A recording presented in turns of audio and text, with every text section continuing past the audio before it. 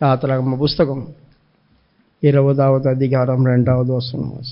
உன்னை அடிமைத்தன வீடாகிய எகிப்து தேசத்திலிருந்து புறப்பட பண்ணின உன் தேவனாகிய கர்த்தர் நானே. எகிப்து குறித்து நாம் தொடர்ந்து வேத பாடங்களாய் படிச்சுட்டு வரும். எகிப்து எவைகளுக்கெல்லாம் அடையாளமாக இருக்கிறது அதை குறித்து தான் நாம் படிக்கிறோம். முதலாவது, எகிப்து பாவத்துக்கு அடையாளமாக இருக்குது அப்படி சொல்லி நிறைய பாவங்களை குறித்து நாம் படித்தோம். கடைசியாய் தூசித்தல், அது பாவம். இப்போ யாரை தூசித்தால் பாவம்? கர்த்தருடைய மகத்துவத்தையும் ஒரு நாமத்தையும் தூசித்தால் பாவம். அது எகிப்தியருடைய சுபாவம்னு சொல்லி உங்களுக்கு வசனங்களை எடுத்து கொடுத்தேன். இன்றைக்கு சொற்களின் மிகுதினால் பாவம் இல்லாமல் போகாது அப்படி சொல்லி வசனம் இருக்கு. நீதிமொழிகளுடைய புஸ்தகம் 10வது அதிகாரம் 19வது வசனம்.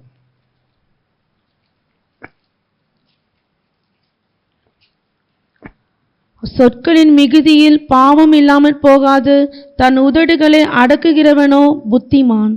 சொற்களின் மிகுதியினால் பாவம் இல்லாமல் போகாது, தன் உதடுகளை அடக்கிறவனோ புத்திமான் அப்படி சொல்லி. சொற்களின் மிகுதி அப்படின்னா என்ன அர்த்தம்? மிகுதினா அதிகம் அப்படின்னு அர்த்தம். பேச பேச பேச நிறுத்தாமல் பேசிகிட்டே போவாங்க பார்த்தீங்களா ஒரு சிலர். அவங்களால பேச்சை நிறுத்த முடியாது. பேச ஆரம்பிச்சிட்டாங்க அப்படி சொன்னால் பேச நிறுத்தவே நிறுத்தாது. அது மற்றவர்களுக்கு எரிச்சல் உண்டாயிடும். ரெண்டாவது, நம்முடைய வாயின் வார்த்தையினால் நம்மளை அறியாமையே பாவம் பண்ணிடும். அதனால தான் சொற்களின் மிகுதி, நம்முடைய வார்த்தைகள் எப்பொழுதும் சுருக்கமாக இருக்க கடவுது அப்படி சொல்லியிருக்கு.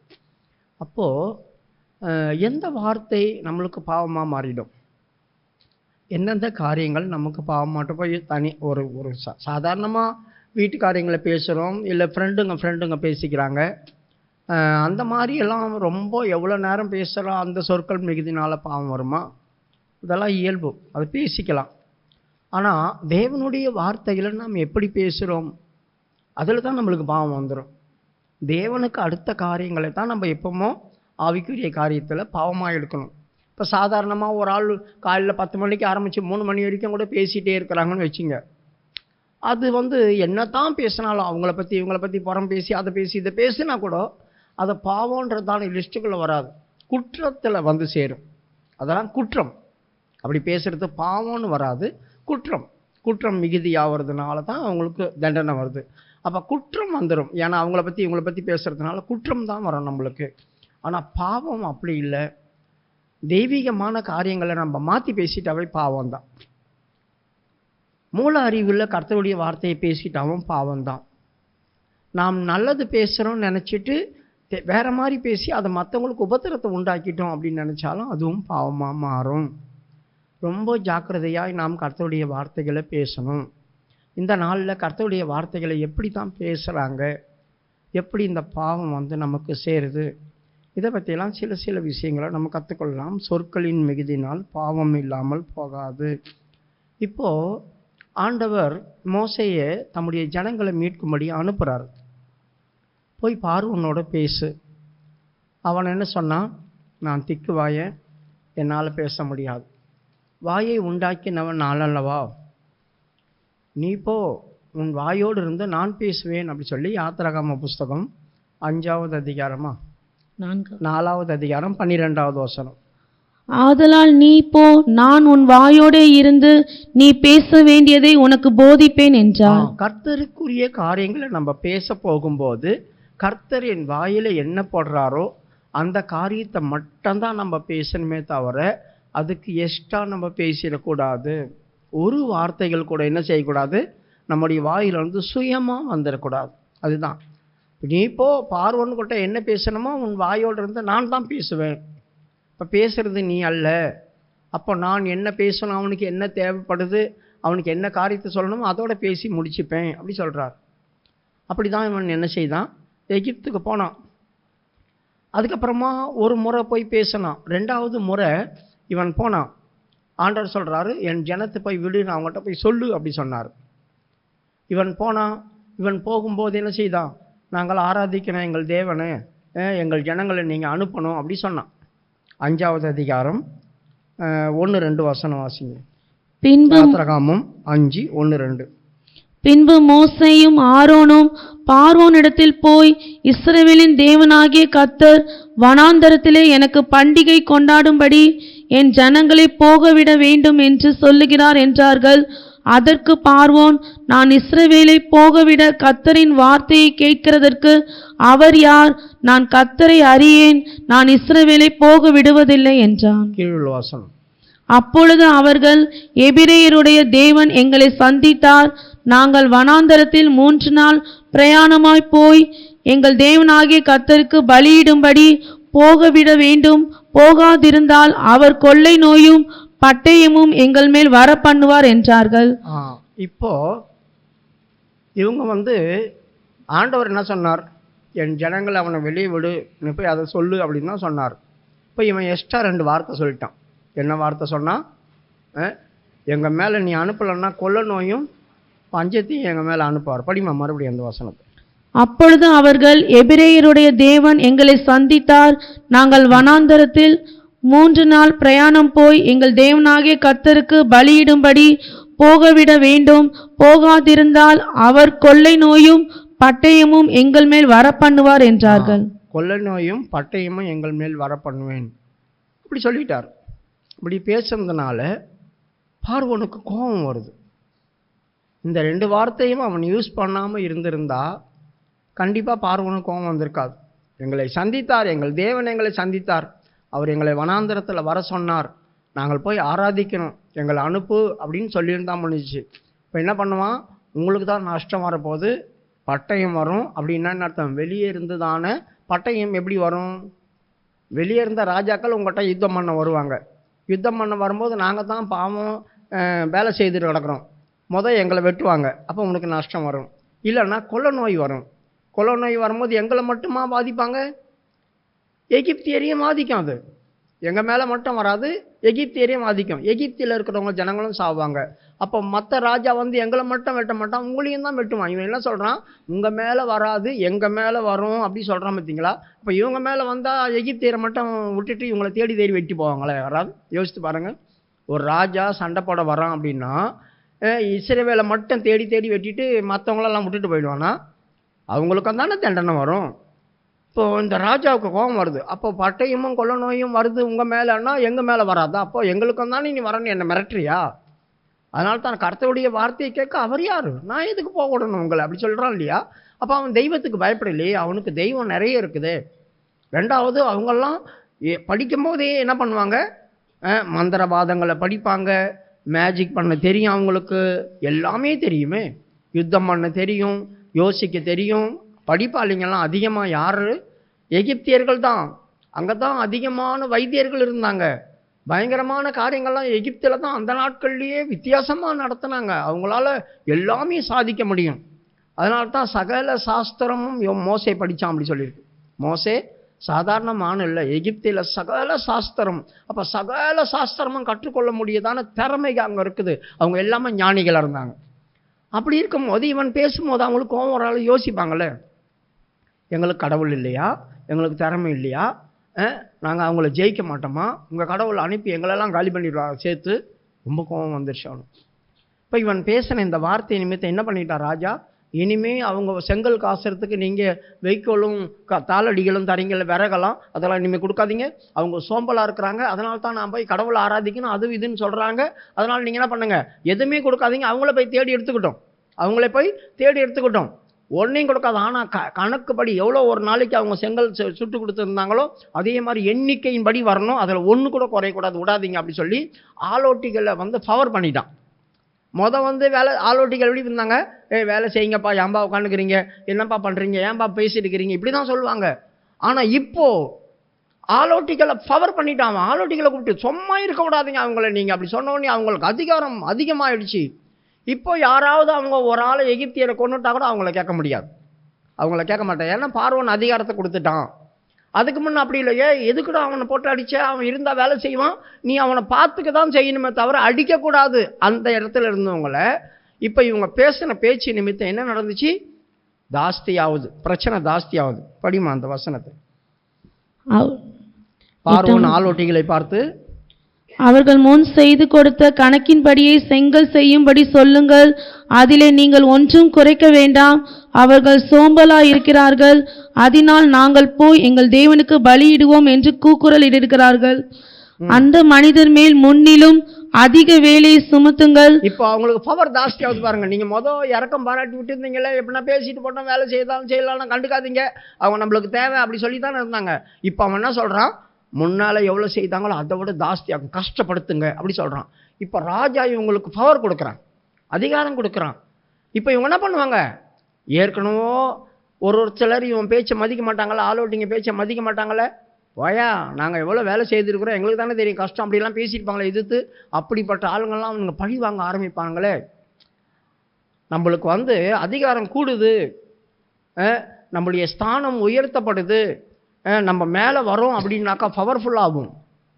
நம்மளை யாரும் கேட்க முடியாது, நம்ம யாரை என்ன தண்டிச்சாலும் ஒருத்தரை எதுவும் பேச முடியாது. ஏன்னா அவங்க பவர்ஃபுல்லாக இருக்கிறாங்க, அதிகாரத்துக்கு உட்பட்டவங்க, எதுவுமே பண்ண முடியாது. பட்டயத்தை என்ன பண்ணுவாங்களா, அவங்க நியாயத்துக்கு அல்ல அநியாயத்துக்கு மட்டும்தான் யூஸ் பண்ணுவாங்க அப்படி சொல்லி பைபிளில் இருக்குது. ஆகவே நம்ம அதிகாரிகளுக்கு கீழ்ப்படிஞ்சு தான் ஆகணும், வேறு வழி இல்லைன்ற மாதிரி ஆகிப்போச்சு. இப்போ என்ன சொல்கிறாங்க, இறக்கம் பாராட்டுங்க, முன்னாடோட அதிகமாக கூட்டுங்க, அதிகமாக வேலையை கூட்டுங்க அப்படி சொல்லிட்டாங்க. அந்த மனிதன் மேல் முன்னிலும் அதிக வேலையை சுமத்துங்கள், அதில் அவர்கள் கஷ்டப்படட்டும். பார்த்தீங்களா எப்படி சொல்ற பாருங்க, அதில் அவங்க கஷ்டப்படட்டும். அவங்கள சும்மா பேச விட்டுறாதீங்க, இறக்கம் பாராட்டாதீங்க, அவங்கள லெகுவாக்கிடாதீங்க, அவங்க கஷ்டப்படணும், அந்த அளவுக்கு நீங்கள் பண்ணணும். இப்போ ராஜாவே பர்மிஷன் கொடுத்தா அவங்களுக்கு எவ்வளோ தைரியம் வந்திருக்கும், யாரும் இனிமேல் நம்மளை ஒன்றும் கேட்க முடியாது, எப்படிப்பட்டவனும் ஒன்றும் கேட்க முடியாது அப்படி சொல்லிடுவாங்கல்ல. கஷ்டப்படட்டும். வீண் வார்த்தைகளுக்கு அவர்கள் செவி கொடுக்க விடாதிருங்கள் என்று. கர்த்தருடைய வார்த்தை அவங்களுக்கு வீண் வார்த்தை, அவங்க கடவுள் வாடிய வார்த்தை கேட்டதால தானே போய் ஆராதிக்கணும் அதுன்னு சொல்கிறாங்க. அந்த மாதிரி எதுவுமே கேட்க விடாமல் வேலை மேலே வேலை போட்டு கொடுங்க, எக்ஸ்ட்ரா வேலை செய்யட்டும், கரெக்ட் டைமுக்கு நீங்கள் அனுப்புறீங்களா அந்த மாதிரிலாம் அனுப்பக்கூடாது. இனிமேல் ஓவர் டைம் செய்யட்டும், நைட்டு போட்டும், சூரியன் அஸ்தமித்தா கூட அவங்கள அனுப்பக்கூடாது, நீங்கள் வேலை வாங்கி தான் அனுப்பணும் அப்படின்ற மாதிரி ஆகிப்போச்சு. இப்போ இவங்களுக்கு எப்படி இருக்கும் யோசித்து பாருங்கள், எப்படி இருக்கும். இவங்க போய் 23வது வசனத்தில் இவங்க போயிட்டு பார்வோனுடைய சமூகத்திலேருந்து வராங்க வெளியே பேசிட்டு, நான் உமது நாமத்தை கொண்டு பேசும்படி. இல்லை 5:23 அதானே படிங்க. நான் உமது நாமத்தை கொண்டு பேசும்படி பார்வோனிடத்தில் பிரவேசித்தது முதல் அவன் இந்த ஜனங்களை உபத்திரவப்படுத்துகிறான். பார்த்தீங்களா, இவங்க போயிட்டு நல்லது தான் பேசுனாங்க, கடவுளுடைய வார்த்தைகளை பற்றி நல்லது தான் பேசுனாங்க. ஆனால் பார்வோன் என்ன பண்ணிட்டான், பயங்கரமாக இவங்களுக்கு பிரச்சனை உண்டு பண்ணிட்டான். சில நேரங்களில் நன்மையாய் சில காரியங்களை பேச போகிறோம்னு நினச்சி நம்ம தீமையை பண்ணி விட்டு வந்துடும். நன்மையை தான் பேச போகிறோம், காப்பாற்றத்தான் போகிறோம், இவங்கள அதை பண்ண போகிறோம் இதை பண்ண போகிறோம்னு சொல்லி நாம் தேவன் சொல்ல வேண்டிய வார்த்தையை விட்டுட்டு எக்ஸ்ட்ரா சொல்லிடுவோம். நம்மளுடைய காரியங்களில் நல்லா இருக்கணும், அவங்க பயப்படணும் கடவுளுக்கு, அப்படி பண்ணணும் இப்படி பண்ணணும்னு சொல்லி எக்ஸ்ட்ரா போட்டுருவோம். அதனால் அவங்களுக்கு கடவுளை குறித்து பயம் வராது, கோபம் வரும். நல்லா கவனிங்க. இப்போ ஒரு ஆளை நம்ம ரட்சிப்பில் கொண்டு வரோம், ஒரு ஆளுக்கிட்ட சத்தியத்தை பேசுகிறோம் அப்படின்னும் போது நிறைய வார்த்தை பேசுவோம். நிறைய வார்த்தை பேசும்போது அவங்க கேட்டுகிட்டே இருப்பாங்க. திடீர்னு என்ன தெரியுமா, நீங்கள் இதெல்லாம் கீழ்ப்படிலாம் ஒரு நாளைக்கு அழிஞ்சிருவீங்க, ஒரு நாளைக்கு உங்களுக்கு தண்டனை வரும், நரகத்துக்கு போயிடுவீங்க, அந்த மாதிரி எதனா நம்ம சொல்லிட்டோம் அப்படின்னா அடுத்த டைம் அவங்களுக்கு கோவம் வரும். இவ்வளோ நேரம் கம்முன்னு கேட்டுன்னு இருப்பாங்க, அவங்களுக்கு தண்டனை வரும் அப்படின்னும் போது அவங்களுக்கு கோவம் வந்துடும். அப்போ தான் நம்ம மேலே எரிச்சல் ஆவாங்க, நம்மளை உபத்திரப்படுத்த ஆரம்பிக்கிறதே அதனால தான். இல்லைன்னா அவங்க கடவுளை நம்ம எதனா ஒன்று சொல்லிட்டோம் அப்படின்னா அவங்களுக்கு ரொம்ப பயங்கரமாக ரேஸ் ஆகிடுவாங்க, அதனால பிரச்சனை வரும். அப்போ நம்ம பேசும்போது ரொம்ப ஞானமாக பேசணும், கவனமாக பேசணும். இப்போ இவங்க அந்த பார்வோனை விட்டு வெளியே வரும்போது இந்த இஸ்ரவேல் ஜனங்கள் நின்றுந்தாங்க. பாவம் 12வது வசனத்தில் அவங்க தாளடிகளுக்கும் வைக்கலுக்கும் எகிப்து முழுதும் அலைஞ்சு திரிகிறாங்க. 2வது அவங்க செங்கலை வேற காசணும், கடகடன்னு சுட்டு தரணும், அவங்களுக்கு அந்த எண்ணிக்கை வேற கொடுக்கணும். இவங்க தாளடிகளை தேடி அலைகிறாங்க, கிடைக்க மாட்டேங்குது. 12வது வசனம்.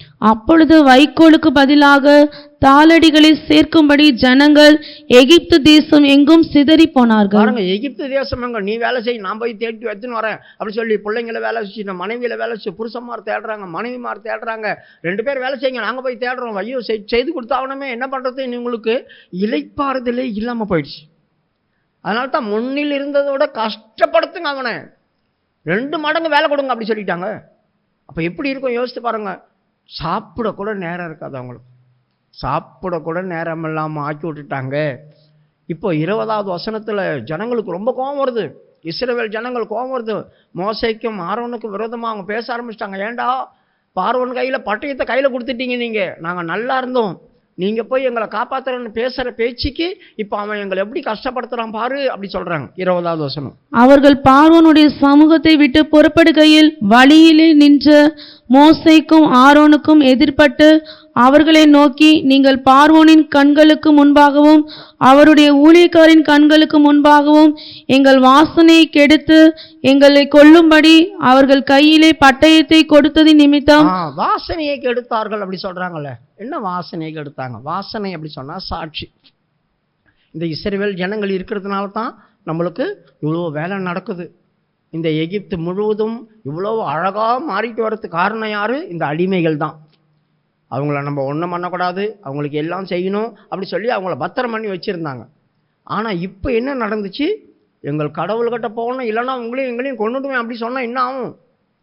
இவங்களுக்கு எவ்வளோ திமிர் இருந்தால் அடிமையை நம்ம போன மட்டும் விட்டு வச்சுருந்தா இவங்க இவ்வளோ வேலை பண்ணுறாங்க அப்படி சொல்லிட்டு தான் இவ்வளோ கஷ்டம். அதனால தான் அவங்க கண்களில் எங்களுக்கு தயவு இருந்துச்சு, நீங்கள் என்ன பண்ணீங்க, எங்கள் சாட்சியை கெடுத்துட்டீங்க, எங்கள் வாசனையை கெடுத்து போட்டு அவங்க கையில் பட்டயத்தை கொடுத்துட்டு எங்களை வெட்டுறதுக்காக அப்படி சொல்லி. அடுத்தது கீழே 21. அப்பொழுது மோசே கர்த்தரிடத்தில் திரும்பி போய், ஆண்டவரே, இந்த ஜனங்களுக்கு தீங்கு வர பண்ணினதென்ன? ஏன் என்னை அனுப்பினீர்? பார்த்தீங்களா? இப்போ நம்ம என்ன சொல்கிறோம்? ஆண்டவர் சொன்னதை சொல்லியிருந்தா விட்ட அப்படிதான் நிறுத்திக்கணும்.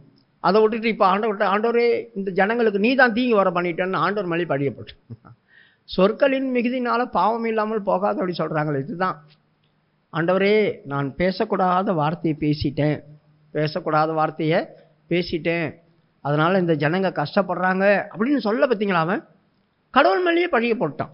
மறுபடியும் படிமா 21. அப்பொழுது மோசே கர்த்தரிடத்தில் திரும்பி போய், ஆண்டவரே, இந்த ஜனங்களுக்கு தீங்கு வர பண்ணினதென்ன?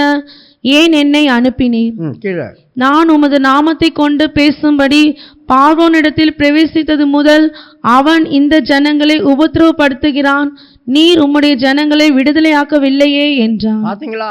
ஏன் என்ன அனுப்புனீங்க? அந்த ஜனங்களை கூட்டு வர சொன்னி அவன் இவ்வளோ கஷ்டப்படுத்துகிறான், இன்னும் நீர் ஏன் விடுதலை ஆக்கலை? அவன் கடவுளுக்கு கோபம் வராது இந்த வார்த்தைலாம் பேசினா. ஆண்டவருடைய பிளானே வேற. இவன் போய் அவங்கள தூண்டி விட்டுட்டான்.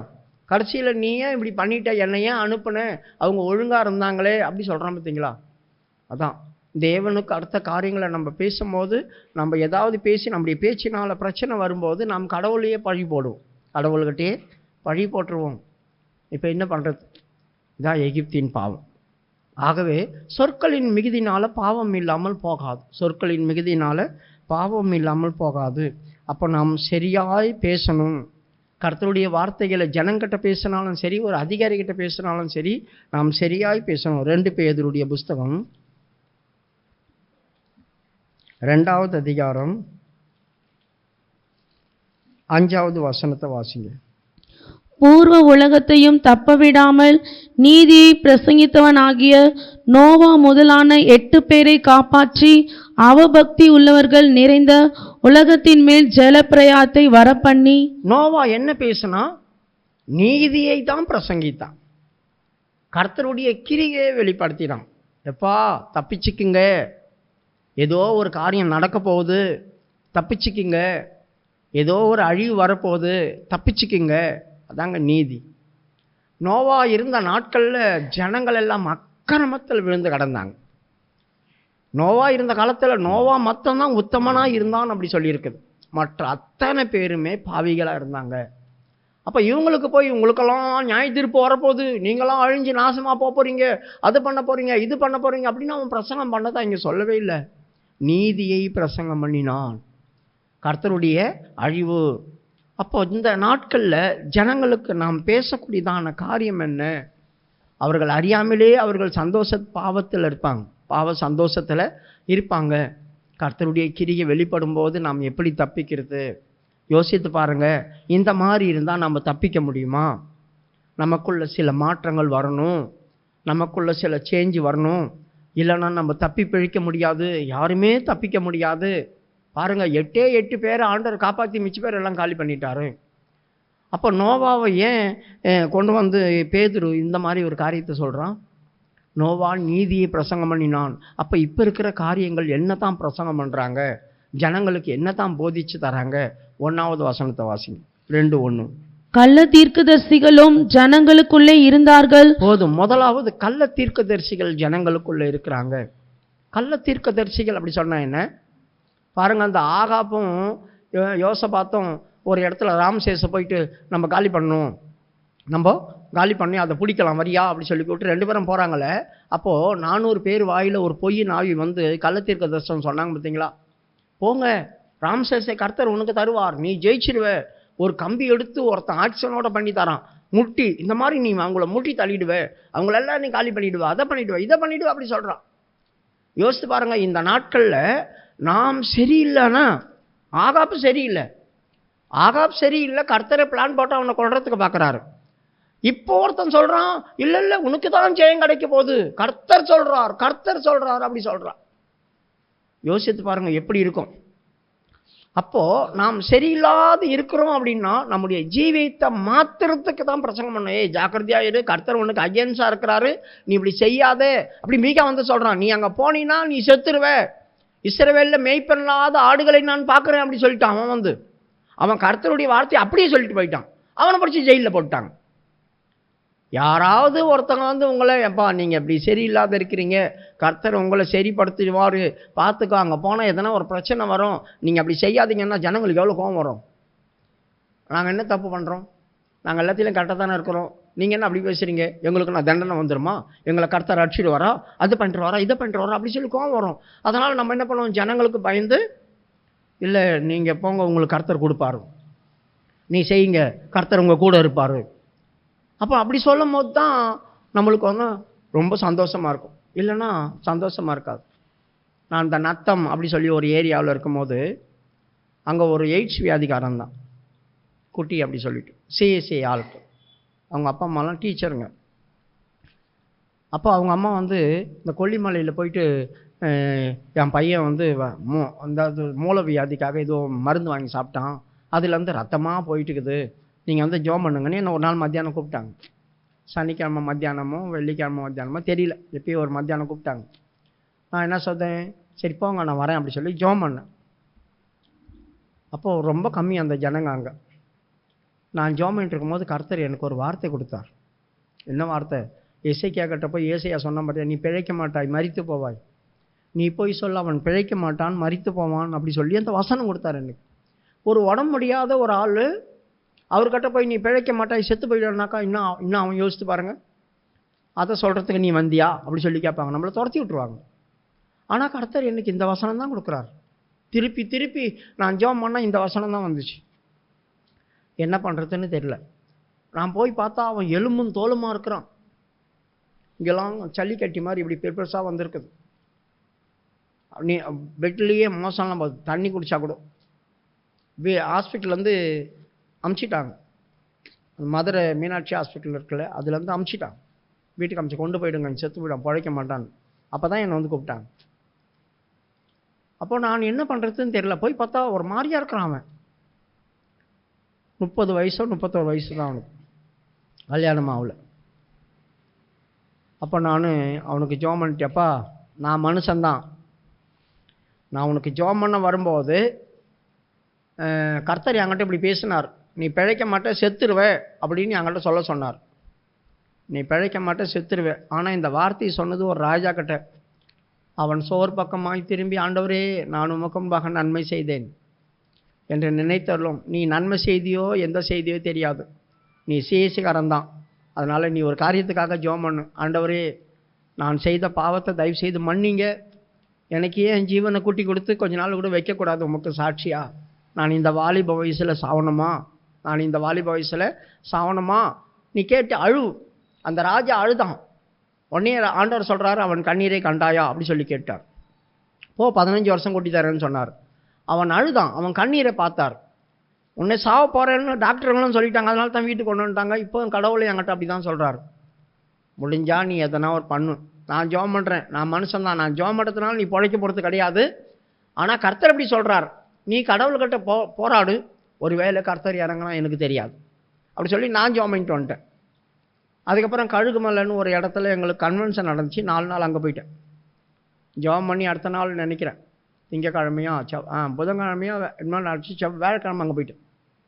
புதன்கிழமை மத்தியானம் தான் போய் ஜெபம் பண்ணுறேன்னு நினைக்கிறேன். வேலைக்கிழமை போயிட்டு 4 நாள் அங்கே முடிச்சுட்டு திங்கக்கிழமை வந்தேன். செவ்வாய்க்கிழமை போனாக்கா சோபாவில் உட்காந்து இட்லி சாப்பிட்டுட்டு இருந்தான். எனக்கே ஆச்சரியம், நான் செத்துட்டான் அப்படி செத்துருவான்னு தான் நினச்சிட்டு இருந்தேன். திங்கக்கிழமை வந்தோம், திங்கக்கிழமை போகும்போது செவ்வாய்க்கிழமை போனால் இட்லி சாப்பிட்டு இருந்தான். போனால் பாஸ்டர் தான் கூப்பிடுவார், சிஎஸ்சிக்காரங்களாச்சே. பாஸ்டர் நீங்கள் ஜோமெண்ட்டு போனதுலேருந்து எனக்கு ஒரு ஆள் போடல, நீ என்ன பண்ண கேட்டேன். நீங்கள் சொன்ன மாதிரியே ஆண்டவர் சமூகத்தில் நான் அழுதேன். எனக்கு பயமாக இருந்துச்சு சாவறதுக்கு. நான் செத்துருவேன் என் டாக்டரே சொல்லும் போது நான் கேட்டுட்டேன். எனக்கு பயமாக இருந்துச்சு, அதனால் நான் அழுதேன் அப்படி சொன்னேன். பார், அப்போது நாம் உள்ளதை உள்ளபடி சொன்னோம் ஒரு ஆளுக்கு. அப்படி சொன்னால் அவங்க ஒரு வேளை அதை ஏற்றுக்கிட்டாங்க. என் வார்த்தையை கேட்டு இஸ்ரவேலே எனக்கு செவி கொடுக்க மனதாக இருந்தா. இப்போ இஸ்ரவேலை பார்த்தான்ற சொல்கிறேன், என் வார்த்தையை கேளு, என் வார்த்தையை நீ கவனமாக கேட்டினா உன்னை நான் எதனா காப்பாற்றி எடுத்துருவேன். இப்போ கர்த்தருடைய வார்த்தையை அவங்க கேட்டாங்க. கேட்ட உடனே அம்மா உண்மை தான், நான் செய்த பாவத்துக்கு இந்த மாதிரி காரியம் நடக்குது, அதனால் என்னை மன்னியும். ஒரு வேளை அவங்களாம் மனதுருக்கம், நம்ம ஜெபம் பண்ணுறது அந்த அளவுக்கு மனதுருக்கமாக இருக்காது. ஒரு வியாதிஸ்தருக்காக நம்ம ஜெபம் பண்ணுறோன்னா அந்த அளவுக்கு மனதுருக்கமாக ஜெபம் பண்ண மாட்டேன். அவங்க வேதனை அவங்களுக்கு தான் தெரியும். அவங்க ஜெபம் பண்ணும் போது தான் அவங்களுக்காக அவங்க மனதுருக்கத்தோடு ஜெபம் பண்ணுவாங்க, ஊக்கமாக ஜெபம் பண்ணுவாங்க. அதனால தான் அவங்களையே டைரெக்டாக ஆண்டவர்கிட்ட போக சொல்கிறது. அதனால் இவன் சொன்னான், நீங்கள் போனோடனே நான் உண்மையாகவே அழுதேன். ஆண்டவர் சமூகத்தில் கெஞ்சினேன், ஆண்டவரே எனக்கு கொஞ்சம் கூட ஆயுஷ் நாக்கூட்டி எனக்கு சாவு பிடிக்கல அப்படின்னு அழுதேன் நான். அதுக்கப்புறமா எனக்கு சாப்பிட கொஞ்சம் தெம்பு வந்துச்சு. அவங்க அப்படியே சர்ச்சுக்கு வரும்போது ஒரு தலைக்காணி போடுவாங்க உட்காரத்துக்கு. அவனுக்கு உடம்புல சதையே இருக்காதே, மெதுவாக கூப்பிட்டு வருவாங்க. ஒரு தலைக்காணி அவனுக்கு போட்டுருவான், உட்காருவான், கொஞ்ச நேரம் கால் நீட்டு அவர் படுத்துக்குவான்.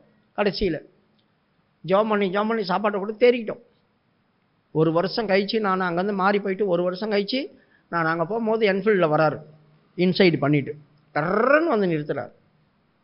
நான் யாரா அதுன்னு பார்த்தேன் அவனை. பாஸ்டர் நல்லா இருக்கீங்களா அப்படி சொல்லி கேட்டான்.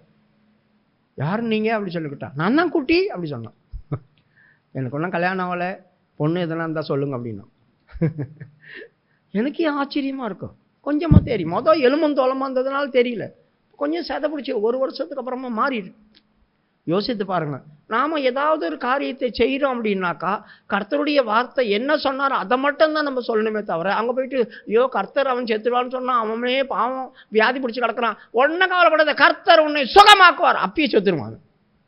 உண்மையாக சொல்கிறேன், உன்னை சுகமாக்குவார் ஆண்டவர், நீ கவலைப்படாத கர்த்தர் உன்னை தூக்கி எடுப்பாருன்னா அப்பயே செத்துருவோம். நம்ம நான் சொன்னது என்ன, நீ என்னத்தை சொல்கிற, உடனே கொண்டுட்டு வர ஆண்டவர் அப்படின்னு நம்ம சொல்லி பழகக்கூடாது. இப்போ இவங்க என்ன சொன்னாங்க, போ கர்த்தர் உனக்கு அங்கே தருவார், கர்த்தர் உனக்கு அங்கே தருவார், எல்லாத்தையும் நீ பெற்று கொண்டு வருவேன், எல்லாத்தையும் திருப்பி கொண்டு வருவேன். ஒருத்தவன் சொல்கிறான் நீ போனா செத்துருவேன், அவனை பிடிச்சி ஜெயிலில் போட்டான். அப்போ நம்ம இந்த நாட்களில் எப்பா நீ செய்கிறது தப்பு அப்படின்னு சொன்னோம்னா கோபம் வரும், உடனே கோபம் வரும், அடுத்தது நமக்கு அகேன்ஸ்டாக மாறிடுவாங்க. அந்த மாதிரி தான் இன்றைக்கி அநேகம் நடக்குது. அப்போது கள்ள தீர்க்கதரிசிகள் இருக்கிறாங்க. இப்போ கள்ள தீர்க்கதரிசிகள் இருந்தால் என்ன ஆகும், அவங்க பொய்யான வார்த்தைகள் சொல்லுவாங்க. கள்ள தீர்க்கதரிசினா தீர்க்கதரிசி எப்படிப்பா கள்ள தீர்க்கதரிசியாக மாறுவாங்க, பணத்துக்காக பொய்யான காரியங்களை சொல்லுவாங்க. உங்களுக்கு ஏதோ தீங்கு நடக்க போதால நன்மை தான் நடக்கும், நீங்கள் நன்மை தான் நடக்கும், கர்த்தர் உங்களை பாருங்கள் கீழாக்காமல் மேலே ஆக்க போகிறாரு, அடுத்ததே நம்மளுக்கு பயங்கரமான நஷ்டம் வரும். வாளாக்காமல் தலையாக்குவார், கர்த்தர் உங்களை இன்றைக்கு ஆசீர்வதிப்பார், அன்றைக்கு தான் பெரிய நஷ்டம் வரும். இன்னைக்கு தானே கேட்டு வந்தேன், இவ்வளோ பெரிய ஆசீர்வாதம் எனக்கு தருவாருன்னு சொல்லி இவ்வளோ பெரிய நஷ்டம் வந்திருக்குது. அப்போ அந்த வார்த்தை எங்கேருந்து வந்துச்சு, அதுதான். அப்போ உங்கள் ஜனங்கள் மத்தியிலே அவங்க யாராக இருக்கிறாங்க, கள்ள தீர்க்கதரிசிகள், ஏமாற்றுறவர்களாக இருக்கிறாங்க. படிமா, கள்ள தீர்க்கதரிசிகளும் ஜனங்களுக்குள்ளே இருந்தார்கள். கள்ள தீர்க்கதரிசிகளும் ஜனங்களுக்குள்ள தான் இருந்தாங்க. அந்த ஜனங்களை அவங்க வசைப்படுத்திட்டாங்க, அவங்க பேச்சினால் கவர் பண்ணாங்க, அவங்க பேச்சினால் அவங்கள மயக்கிட்டாங்க, அதனால் அவங்க பாதிக்கப்படுறாங்க. கள்ள தீர்க்கதரிசிகள் ஜனங்களுக்குள்ள இருந்தாங்க, அப்படியே உங்களுக்குள்ளும் கள்ள போதகர்கள் இருப்பார்கள். பாருங்க, அப்படியே உங்களுக்குள்ள கள்ள போதகர்கள் இருக்கிறாங்க. இப்போ கள்ள போதகர்கள் அப்படி சொன்ன என்ன பார்த்தோம், வேதம் சொல்லுது முழுக்கு ஞானஸ்தானம் என்றது என்ன, முழுகுதல் அப்படின்னு அர்த்தம். முழுகுதல் அப்படி தான் ஞானஸ்தானம். ஆனால் இப்போ என்ன சொல்கிறாங்க, தெளிப்பு கூட கொடுக்கலாம் ஞானஸ்தானம். ஆண்டவர் என்ன பண்ணுறாரு, முழுக்க ஞானஸ்தானம் அப்படி சொல்கிறாரு. ஆனால் நம்ம என்ன சொல்கிறோம், மனுஷங்க தெளிப்பு ஞானஸ்தானம் கொடுக்கலாம், தப்பே கிடையாது. பிதா குமாரன் பரிசுத்தாவி நாமத்தினால ஞானஸ்தானம் கொடுங்கள் அப்படி சொல்கிறாங்க. இயேசுவின் நாமத்தில் மட்டும் நம்ம ஞானஸ்தானம் கொடுக்கலாம், கர்த்தரின் நாமத்தில் ஞானஸ்தானம் கொடுக்கலாம். இப்போ ஞானஸ்தானத்தில் எவ்வளோ எப்படி ஒன்றா கொடுக்கலாம் அப்படி சொல்கிறாங்க. கிறிஸ்துவின் சேனை அப்படி சொல்லி ஒரு கூட்டத்தார் இருக்கிறாங்க. இவங்க என்ன பண்ணுறாங்க, போய் ஒரு கொடிக்கு கீழே நிற்க வைக்கிறாங்க. அதான் இவங்களுக்கு ஞானஸ்தானமா, ஒரு கொடிக்கு கீழே நிற்க வைக்கிறாங்க. அவங்க நிறைய ஸ்டார்லாம் குத்திட்டு இருப்பாங்க, இந்த ஃப்ளைட் ஓட்டுற மாதிரி. அவங்க வித்தியாசமாக இருப்பாங்க, அவங்க ஸ்டேஜுக்கு ஏற்ற மாதிரி. அவங்க ட்ரெஸ்ஸே வித்தியாசமாக இருக்கும், ஏதோ மிலிட்ரிக்காரங்க மாதிரி, கடல் படையை சேர்ந்த மாதிரி. என்ன நீங்கள் ஞானஸ்தானம் கொடுக்க மாட்டீங்களா? இல்லையா, ஞானஸ்தானம் கொடுக்க. அப்போ அந்த சிலுவை கலர்னா ஞானஸ்தானமாக எடுத்தான்னுவாங்க. அவன் பரதேசிக்கு போகலையா? அப்போனா நான் தொங்கிட்டா கிடக்கிறேன் சிலுவையில், சாவு போகிற நேரத்தில் என்னை ரட்சித்தார் ஆண்டவர். அப்போ நான் இது வரைக்கும் சத்தியத்தை கேட்காம சாவு போகிற நேரத்தில் சத்தியம் கேட்குறோம் அப்படின்னா ரட்சிப்பின் அனுபவம் தான் கிடைக்கும். எருசலேமுக்குள்ளே போக முடியாது. ஜலத்தினாலும் ஆவியினாலும் பிரவாவிட்டால் தான் நீ தேவனுடைய ராஜ்யத்தில் ஜலத்தினால் பிதத்தை பார்க்க தான் முடியும். அப்போ தெளிப்பு ஞானஸ்தானம் அப்படி சொல்கிறாங்க. ஒரு சில பேர் ஞானஸ்தானமே கொடுக்க மாட்டுறாங்க, பரிசுத்த ஆவியும் இல்லைன்றாங்க, பல காரியங்களை உபதேசம் பண்ணுறாங்களே. இவங்க தான் கள்ள உபதேசம் பண்ணுறவங்க. ஆண்டவரே சொல்கிறாரு, ஜலத்தினாலும் ஆவியினாலும் பிரவாவிட்டால். இப்போ யோவானுடைய புஸ்தகம் 3வது அதிகாரம் 10வது வசனம் வாசிக்கும் போது, நீ இஸ்ரவேலுக்கு போதகனாய் இருக்கிறாய், இவைகளை நீ அறியாது இருக்கிறாயே அப்படின்னா, சில பேருக்கு நிறைய விஷயம் தெரியாமலேயே ஜனங்களுக்கு போதிக்கிறாங்க. இயேசு அவனை நோக்கி, நீ இஸ்ரவேலில் போதகனாய் இருந்தும். யோவான் 3வது அதிகாரம் 10வது வசனம். இயேசு அவனை நோக்கி, நீ இஸ்ரவேலில் போதகனாய் இருந்தும் இவைகளை அறியாமல் இருக்கிறாயா? பாத்தீங்களா, நீங்கள் இஸ்ரவேல்ல போதகனாய் இருந்தோம். அவன் இஸ்ரவேல்ல ஜனங்களுக்கு போதிச்சு தானா, பிரசங்கம் பண்றான், சத்தியத்தை பேசுறான். ஆனா தேவன் சொல்றாரு, இந்த மாதிரி காரியங்கள் உனக்கு தெரியலையப்பா, நாங்களோ கண்டதையும் கேட்டதையும் சொல்லுகிறோம், நீங்களோ எங்கள் சாட்சியை ஏற்றுக்கொள்வதில்லை அப்படின்னு 11வது வசனத்தில் சொல்றார். அதுக்கு மேலுள்ள வசனங்கள், ஆவியில பிறந்தவன் எப்படிப்பட்டவன், காற்றானதை சத்தத்தை கேட்கிறாய். இப்போ நிறைய சபக்காரங்க என்ன சொல்றாங்க, 1ஆம் நூற்றாண்டுல அந்நிய பாஷை இருந்துச்சு, 1ஆம் நூற்றாண்டுல அந்நிய பாஷை இருந்துச்சு, அதெல்லாம் இப்போ முடிஞ்சு போச்சு. அந்த நாட்களில் எதுக்கு அந்நிய பாஷை ஆண்டவர் தந்தார்னா, பல ஜாதி ஜனங்கள் வந்தாங்க, வேறு வேறு நாட்டுக்காரங்களாம் வந்தாங்க. அப்போ பேசின அந்நிய பாஷை மற்றவங்களுக்கு புரிஞ்சுது. இப்போ நீங்கள் பேசுகிற பாஷை ஏன் புரிய மாட்டேங்குது, அதனால் அந்நிய பாஷை பேசக்கூடாது. அந்நிய பாஷை பேசுனா கல்லாதவன் ஒருத்தன் வந்தால் உன்னை பைத்தியம்னு சொல்லுவானே, நீ ஏன் தங்குன்னு இந்து சாமி மாதிரி எகிரி எகிரி குதிக்கிறீங்க, சாலெல்லாம் போகுது, முக்காடெல்லாம் கீழே விழுது, நீங்கள் ஓவராக போகிறீங்களே, வித்தியாசமாக போகிறீங்களே, இதெல்லாம் தப்பு, பேய்க்கு உங்களுக்கு என்ன வித்தியாசம் இருக்குது அப்படி எல்லாம் பேசுகிறாங்க. இப்போ ஜனங்களுக்கு இதெல்லாம் கேட்கும் போது, ஆமாம்ல அசிங்கம், அப்படியெல்லாம் பண்ணக்கூடாது, இப்படிலாம் பண்ணக்கூடாது, இவ்வளோ கத்தி தான் ஆண்டவர் ஆராதிக்கணுமா, ஆண்டவர்னா காது கேட்காதா, இவ்வளோ சத்தம் போட்டு கூப்பிடணுமா, ஆண்டவர்னா செவிடா, அப்படியெல்லாம் கேட்குறாங்க. யோசித்து பாருங்க, இது எல்லாமே கள்ள உபதேசம், வேதத்துக்கு மாறாய். கர்த்தர் சொல்றார், ஆவியில பிறந்தவன் எப்படிப்பட்டவன், காற்றானதை நீ கேட்கிறா, அது வீசுது, அந்த சத்தத்தை கேட்கிறாய், அது எங்கிருந்து வந்து எங்க போகுதுன்னு தெரியுதா, ஆவியில பிறந்தவன் இப்படிப்பட்டவனா தான் இருப்பான். படிமா 8வது வசனம். காற்றானது தனக்கு இஷ்டமான இடத்திலே வீசுகிறது, அதன் சத்தத்தை கேட்கிறாய், ஆகிலும் அது இன்ன இடத்திலிருந்து வருகிறதென்றும் இன்ன இடத்துக்கு போகிறதென்றும் உனக்கு தெரியாது, ஆவியினால் பிறந்தவன் எவனோ அவனும் அப்படியே இருக்கிறான் என்று. பிரியமானவர்களே, வாயிலிருந்து அந்நிய பாஷை வருது, அதான் காற்றுடைய சத்தம். முதல் பெந்தகோஸ்துடைய அனுபவம் வரும்போது புசல் காற்றை போல வீசினது அப்படி சொல்லி இருக்குது. முதலாவது காற்று வழியா தான் ஆவியானவர் உள்ள வந்தார். அவர்கள் இருந்த இடமெல்லாம் நிரப்பணிதான். அப்போஸ்தலர் 2வது அதிகாரம் 2வது வசனம். அப்பொழுது பலத்த காற்று அடிக்கிற முழக்கம் போல் வானத்திலிருந்து நல்லா கவனிங்க, பலத்த காத்து இல்ல, பலத்த காத்து அடிக்கிற போல முழக்கம், அதாவது சவுண்டு தான் வந்துச்சு, காத்து அங்க அடிக்கல, பலத்த காத்து அடிக்கிற முழக்கம் அப்படி சொல்லி இருக்குது. அப்போ ஒரு காற்றுக்கு அந்த சத்தம் வருமே, பயங்கரமா ஒரு சவுக்கு தோப்புல காத்து அடிச்சு அப்படி இருக்கும், வித்தியாசமா சவுண்டு கேட்கும். சும்மா காத்து அடிக்கும் போது சவுண்டு கேட்காது, எது மேலேயாவது காற்று மோதினா மட்டும்தான் சவுண்டு கேட்கும். ஏன் காற்று மோதினா சவுண்டு கேட்குது? அது மேலே மோதும் போது ஒரு இலையோட ஒரு இலை அசையும், ஒன்னோட ஒன்று மோதிக்கும், அதனால் அந்த சவுண்டு வருது. அது வித்தியாசமான சவுண்டு கொடுத்துட்டு வருது. அதை போல பலத்த காற்று அடிக்கிற முழக்கம் ஒன்று கேட்டுச்சு. அது காற்று அடிச்சுதாங்க, சொல்லலை. படிமா மறுபடியும்.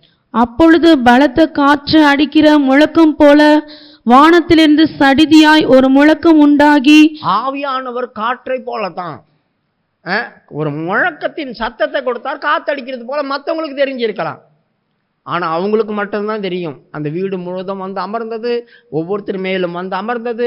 அவர்களுக்கு தந்த வார்த்தையின்படி அவங்கவுங்க பேச ஆரம்பித்தாங்க. இப்ப இதெல்லாம் அந்த நாட்கள்ல 27 நாடுகள் எல்லாரும் வந்திருந்தாங்க இல்லையா? எல்லாம் வந்து அந்த காரியத்தை கேட்கும் போது ஒவ்வொருத்தரும் ஒவ்வொரு நாட்டில் இருந்தாங்க. நம்ம பாஷையில் இவன் பேசுகிறானே, கலிலேயா காரணாச்சே, நம்ம பாஷையில் இவன் பேசுகிறானே அப்படி சொல்லி தேவனுடைய மகத்துவத்தை நிறைய பேர் கேட்டாங்க. உண்மைதான்.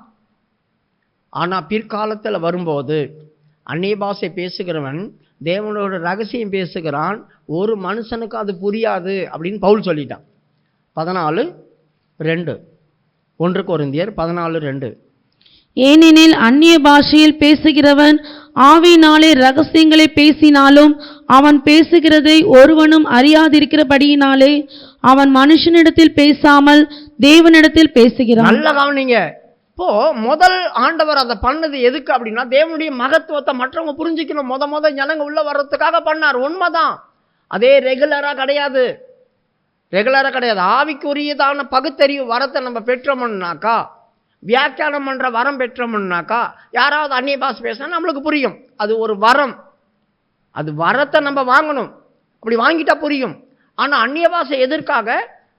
மனுஷனோட அல்ல, ஆவியில அவன் தேவனோட ரகசியம் பேசுறான். அது ஒரு மனுஷனுக்கும் புரியாது. அப்ப 1ஆம் நூற்றாண்டுல பேசும்போது எல்லாருக்கும் புரிஞ்சது. இப்ப நீங்க பேசும்போது யாருக்கும் புரியல, நீ லபலபலமன்னு கத்துறீங்க, உளறீங்க அப்படிலாம் சொல்றாங்களே. ஏன்றா, இப்ப நான் ஒரு பழத்தை சாப்பிட்றேன், கிறிஸ்துவை ருசித்து பாருங்க. நான் பழத்தை சாப்பிடும் போது எனக்கு தான் அந்த டேஸ்ட் தெரியும். எதிர்க்க உட்காந்து பார்க்குறவங்களுக்கு அந்த டேஸ்ட் தெரியாது. பழத்தை சாப்பிட்றாங்க, அவ்வளோதான். அந்த டேஸ்ட் அவரே எதுனா ஒன்று புரிஞ்சிக்க முடியுமா? சாப்பிட்ற எனக்கு தானே அந்த டேஸ்ட்டு தெரியும். அது போல தான் அனுபவிக்கிற நம்மளுக்கு தான் தெரியும் அந்த மேன்மை என்னன்னு. அதை பொய், பிசாசு, அப்படி இப்படின்னு சொல்லிட்டு பரிசுத்தாவியே பெறாத ஜனங்களை வஞ்சிக்கிறாங்களே, ஏமாத்துறாங்களே, ஞானஸ்தானத்தையும் சரியான விதத்தில் கொடுக்காம வஞ்சிக்கிறாங்களே, ஏமாத்துறாங்களே. இவங்க அத்தனை பேரும் கள்ள உபதேசி. இவங்க யாரெல்லாம்? இவங்க தாங்க கள்ள போதகர்கள். ஜனங்களை ஏமாற்றக்கூடாதுங்க, ஜனங்களை வஞ்சிக்க கூடாதுங்க. எப்படியோ நீங்கள் எங்கள் கையில் இருந்தால் போதும், ஏன்னா நீங்கள் இருந்தால் எங்களுக்கு காணிக்க வரும், இல்லைன்னா வராது.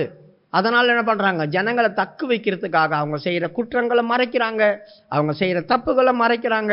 எப்படி இருந்தாலும் கர்த்தர் உங்களை ஆசீர்வதிப்பார், கர்த்தர் உங்களை ஆசீர்வதிப்பார், கர்த்தர் உங்களை ஆசீர்வதிப்பார்னு ஆசீர்வாதமான வசனங்களை மட்டும்தான் சொல்கிறாங்க. கண்டிக்கிறது, உபதேசம் பண்ணுறது, கண்டித்து புத்தி சொல்கிறது, இதெல்லாம் இல்லை. கண்டிக்கணும் அப்படி சொன்னால் எங்கள் வீட்டில் டிவி இருக்கக்கூடாது. அப்போ உங்களை பார்த்து ஏம்பா டிவியெல்லாம் வச்சு பார்த்துட்டு இருக்காதீங்க, அதெல்லாம் வேசித்தனத்துக்கு அடையாளம், ஜாக்கிரதை அப்படி சொல்லணும். நம்ம உங்களுக்கு தெரியுமா, கலர் டிவி இருக்கிறத எசேக்கியேல் எப்போ பார்த்தான் தெரியுமா? எசேக்கியேல் பார்த்தோம். 23:14 படிங்க. 23:14 எசேக்கியேல் 23:14. அவன் தன் வேசித்தனங்களில் அதிகரித்தால், நல்லா கவனிங்க, அவள் தன் வேசித்தனத்தில் அதிகரித்தால் சுவரி ஜாலித்யங்களால் சித்திரம் தீர்த்த கல்தேயரின் புருஷ சுரூபங்களை கண்டாள். இதுதாங்க கலர் டிவி. வந்துச்சு டிவி எல்லாம், அதாவது பெட்டி மாதிரி இருக்கும், அது ஒரு டேபிள் மேலே வைப்போம்.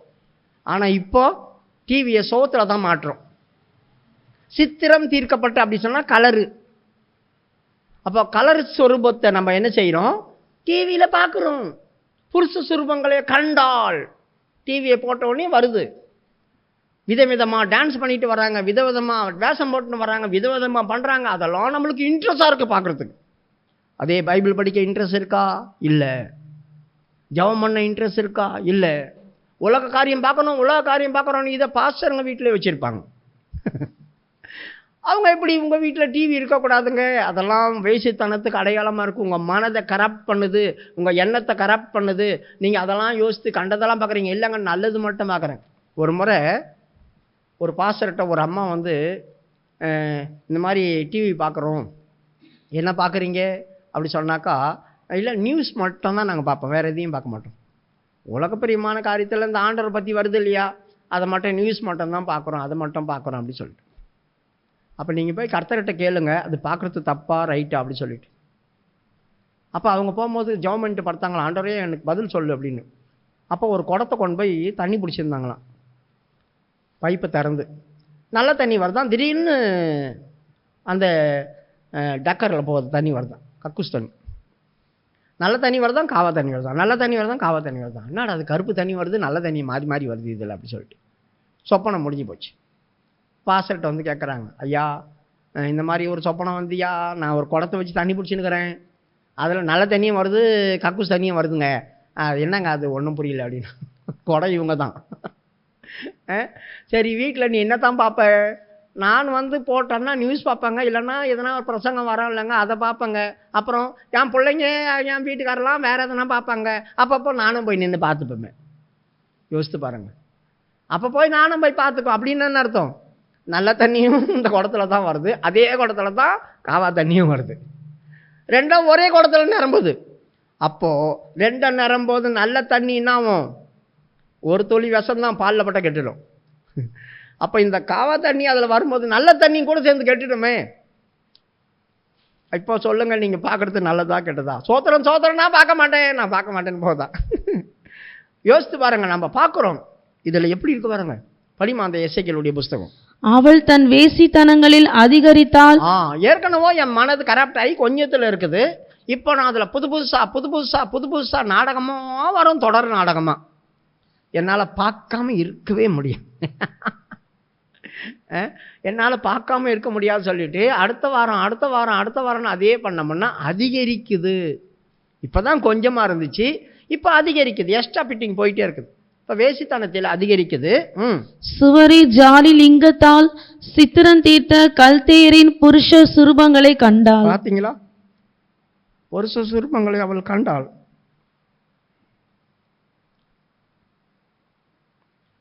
கீழே படிமா 15.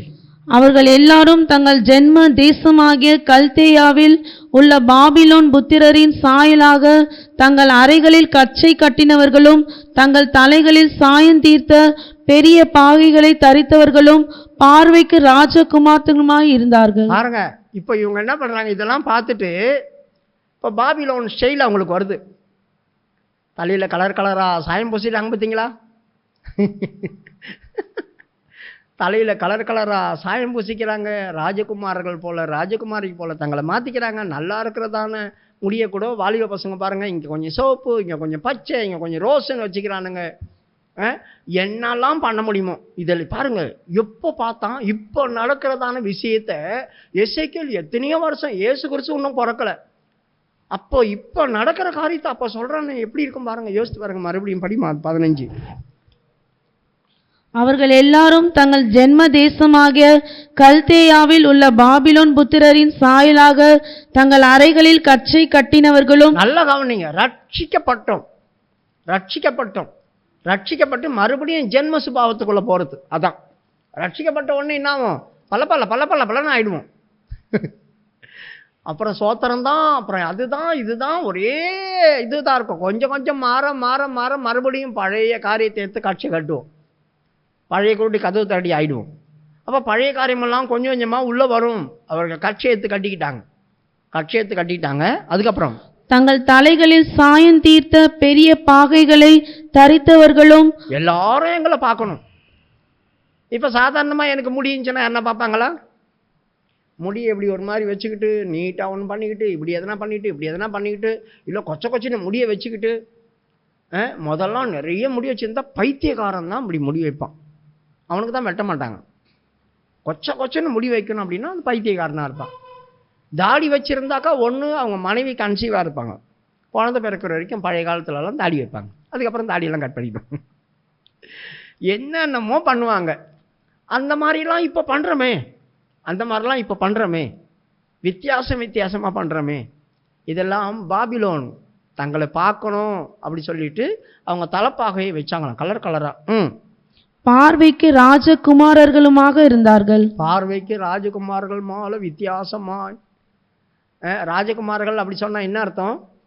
அவர்கள் ராஜகுமார்கள்லாம் சரீரம் தெரிகிற மாதிரி நைஸாக துணி போடுவாங்க. சரீரம் தெரிகிற மாதிரி நைஸாக துணி போடுவாங்க. இப்போ போடுறதான லெக்ஜின்ஸு அது இது பனின்னு எல்லாமே தெரிய தான் செய்யுது. எதையுமே மறைக்கல, எதையுமே மறைக்கல. இதுதாங்க வேசித்தனம் அதிகரிக்கிறது. சகலமும் தெரிகிற மாதிரி தான் இப்போ ட்ரெஸ் போடுறாங்க. அதுதான் இவங்க சொல்கிறாங்க, ராஜகுமாரர்கள் போல ராஜகுமாரத்திகளை போல இருக்கணும் அப்படின்னு. வேதம் எவ்வளவு தெளிவாக சொல்லுது பாருங்க. இப்போ நம்ம இதெல்லாம் சொல்லி நீங்கள் இப்படிலாம் போடக்கூடாது, நீங்கள் இந்த மாதிரிலாம் போடக்கூடாது அப்படிலாம் சொன்னால் என்ன ஆகும்? கோபம் வரும்.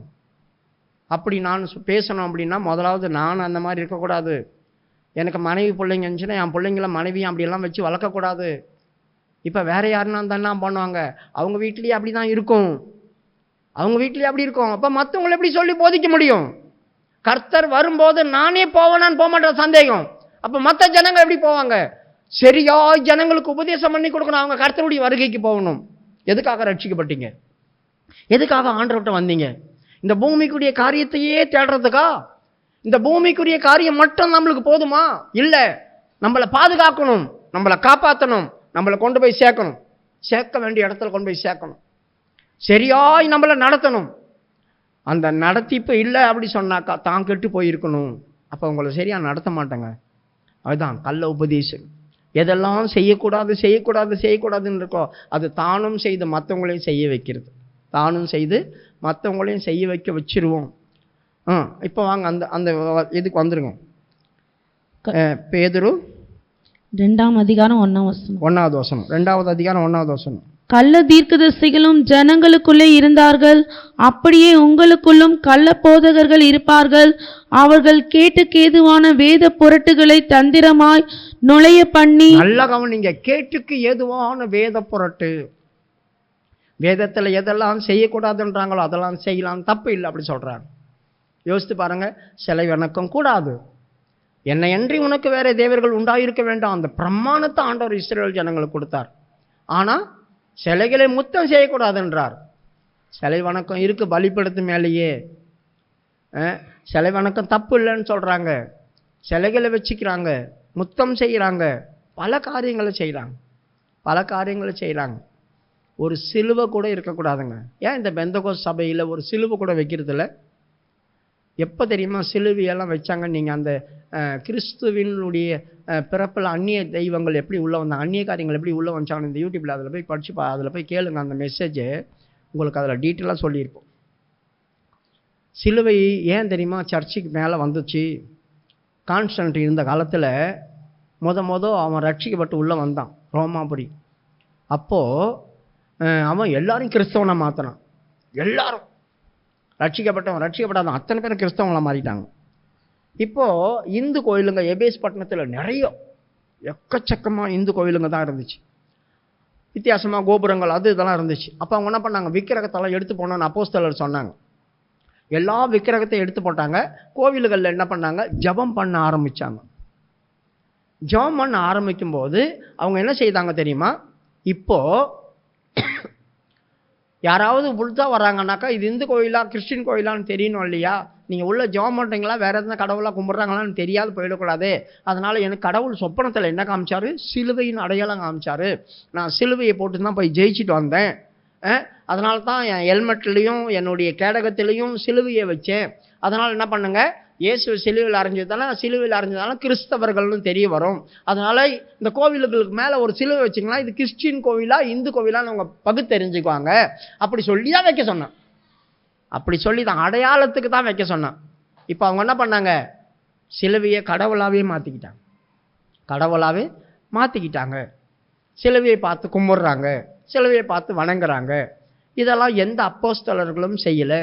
சிலுவையை குறித்து மேன்மை பாராட்டுகிறேன்னு தான் பவுல் சொன்னான். அப்போ சிலுவை காலில் ஊறேன், சிலுவை முன்னால் முழங்கால் படுகிறேன்னு சொல்ல, எதுக்கு சிலுவையை மேன்மை பாராட்டுறேன்னு சொன்னான்? அப்படி சொன்னாக்கா இந்த சிலுவையின் மூலியமாக தான் எனக்கு ரட்சிப்பு கிடச்சிது. இயேசு கிறிஸ்து சிலுவையில் அறையப்பட்டார். நானும் அதே மாதிரி பாடுகளில் அச்ச அடையாளங்களை ஏற்றுக்கொள்கிறேன். அதனால் இந்த பாடுகளுக்குள்ளே போகிறது எனக்கு மேன்மையாக தெரியுது. அதனால் சிலுவையை குறித்து மேன்மை பாராட்டுறேன்னு சொல்லிட்டேன். அப்போ மேலே சிலுவை நம்ம வைக்கக்கூடாது. தேவனுடைய ஆராதிக்கிறதான சபைக்குள்ள எதுக்கு? அதுக்கு பெந்தகோஸ்து சபை, இது ஒரு சபைன்னு போட்டால் போதும், கிறிஸ்தவ சபைன்னு போட்டால் போதும். இதுக்கு ஒரு அடையாளத்தை நம்ம காட்டணும்னு அவசியம் இல்லை. அதுவும் விக்கிரகத்துக்குள்ளே வந்துடும். மனுஷன் கையினால் செய்யப்பட்டதான கைவினை, அது வேலை, அந்த மாதிரி வந்துடக்கூடாது. அப்போ நம்மளுக்கு என்ன செய்கிறாங்க? அவங்க வித்தியாசமாக உபதேசம் பண்ணுறாங்க. படிமா. அப்படியே உங்களுக்குள்ளும் கள்ள போதகர்கள் இருப்பார்கள். அவர்கள் கேட்டுக்கேதுவான வேத பொருட்டுகளை தந்திரமாய் நுழைய பண்ணி தங்களை கிரயத்துக்கு கொண்ட ஆண்டவரை மறுதலித்து. பாத்தீங்களா? தங்களுக்கு கிரயத்துக்கு கொண்ட. அப்ப அந்த கிரயத்துக்கு அப்படி சொன்னா என்ன அர்த்தம்? ரத்தத்தை சிந்தி, வெள்ளியினாலும் பொன்னினாலும் அல்ல, அவர் விலையேற பெற்ற ரத்தத்தை சிந்தி உங்களை கிரயம் எடுத்திருக்கிறார், வாங்கியிருக்கிறார், ரத்தம் கொடுத்து வாங்கியிருக்கிறார். கிரயத்துக்கு கொல்லப்பட்டவங்க நம்ம. அப்போ அந்த ரத்தத்துக்கு ஏற்ற மாதிரி தாங்க நம்ம நடந்துக்கணும். அந்த ரத்தத்துக்கு ஏற்ற மாதிரி தான் நம்ம நடந்துக்கணும். நம்ம யார் பரிசுத்தமாக்கணுது? இந்த ரத்தம் தானே நம்மளை பரிசுத்தமாக்குச்சு. அப்போ நம்ம வேத புரட்டராக இருந்து தந்திரமாய் ஜனங்களை ஏமாற்றிடக்கூடாது. பிசாசு தந்திரமாக தான் ஏவாளை ஏமாற்றி தேவனுடைய தோற்றத்தை விட்டு வெளியே அமைச்சுது. நாம் தந்திரமாக யாரையும் ஏமாற்றிடக்கூடாது. சத்தியத்தை சத்தியமாக சொல்லி கொடுக்கணும். இந்த அனுபவம் நம்மளுக்கு வேணும். அடுத்த வசனம், 3வது வசனம். பொருளாசையுடையவர்களாய் தந்திரமான வார்த்தைகளால் உங்களை தங்களுக்குள்ளே ஆதாயமாக வசப்படுத்த. கவனிங்க, பொருளாசை உடையவர்களாய் தங்களுக்குள்ளே உங்களை ஆதாயப்படுத்தி கொள்றாங்க. அவங்க வந்து என்கிட்ட சொன்னாங்க, எங்கள் பாஸ்டர் வீடு கட்டி தரேன்னு சொல்லிட்டு கொஞ்சம் லட்சம் வாங்கினாராம். கொஞ்சம் லட்சம் வீடு கட்டி தரேன்னு சொல்லி பாதி ஏமாத்திட்டாராம். இப்போ பாதி ஏமாற்றிட்டுன்னு அவங்க போய் கேட்குறாங்களாம், இல்லை நீங்கள் அப்படி பண்ணிட்டீங்க, எங்களை கேவலப்படுத்திட்டீங்க அப்படி சொல்லிட்டு கம்ப்ளைண்ட் பண்ணிட்டாரா. எங்களை எல்லாரும் முன்னாலும் இன்சல்ட் பண்ணுறீங்க, நாங்கள் ஒரு பாஸ்டர் அப்படி சொல்லி போய் கம்ப்ளைண்ட் பண்ணி கேஸ் போட்டாங்களாம். அதனால் அவர் பாஸ்டர் அப்படியெல்லாம் நீங்கள் பேசக்கூடாது, நீங்கள் உங்களை ஏமாத்திட்டேன்னு சொல்லக்கூடாது, நீங்கள் போட்ட லெட்டர் இல்லைன்னு அவங்க ஒரு லெட்ரு போட்டு எழுதி வாங்கியிருக்காங்க. வீடு பாதியில் நிற்குது, பணத்தை கொடுத்துருக்காங்க லட்சம் லட்சமாக.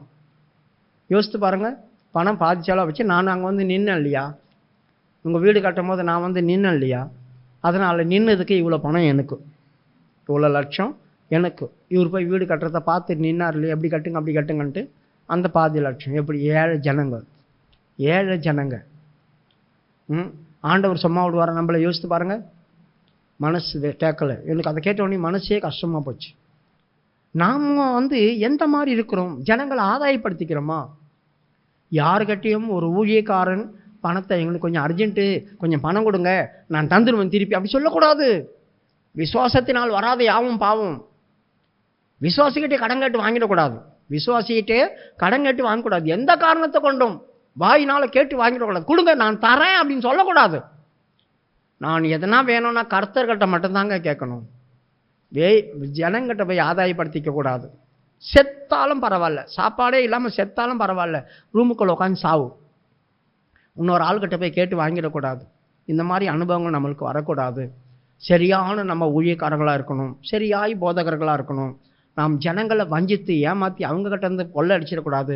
நம்முடைய ஆதாயத்துக்காக அவங்கள கீழே தள்ளிடக்கூடாது.